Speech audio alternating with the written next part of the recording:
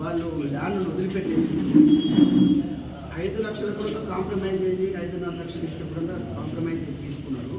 చాలా ఉదాహరణలు చెప్పిన ఆయన కూడా మంచిగానే ఉన్నారు, విన్నారు. ఇప్పుడు 2 గ్రామాలు ముందుకు గురైతున్నా దాన్ని వదిలిపెడితే ఎగ్జామ్షన్ ఏమన్నాము. దీని కెపాసిటీ తగ్గించేస్తే, దీనికి సగానికి తగ్గిస్తే 1.18 ఉంది, దీనికి సగానికి తగ్గించేస్తే ఆల్మోస్ట్ పోతుందంటే ఇది నేను మళ్ళీ ఫిజిబిలిటీ నేను తీసుకుంటా. దీన్ని ఏ విధంగా వాళ్ళ స్కీమ్ ఇప్పటికే చాలా ఖర్చు పెట్టిందట.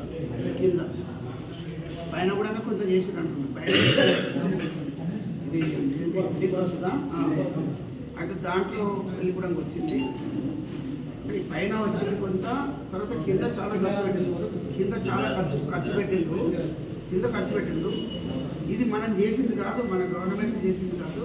నాకు మొన్ననే మళ్ళీ నేను పెట్టినప్పుడు రిపోర్ట్ వచ్చేసింది. నాకు అప్పుడు పెట్టిన లెటర్ తోటి రిపోర్ట్ వచ్చింది. రిపోర్ట్ ఎక్కడ కుదరదని చెప్పి రిపోర్ట్ వచ్చింది.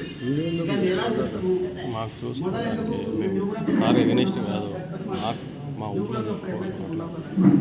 నేనేమన్నా ఉన్నది చెప్తున్నాను. దీనికి సాక్ష్యం వాళ్ళందరూ ఆయన చాంబర్లో ఇంకొక 5-6 ఉన్నారు. నాకు నరేంద్ర రెడ్డి ఉన్నాడు, కాకపోతే కొంచెం దూరం ఉన్నాడు. ఈ రాజేష్ గారు తర్వాత మసూద్ రెడ్డి గారు దగ్గర ఉన్నారు. ఇంతే దూరం అన్న నిలబడినంత దూరం ఇక్కడ కూర్చునే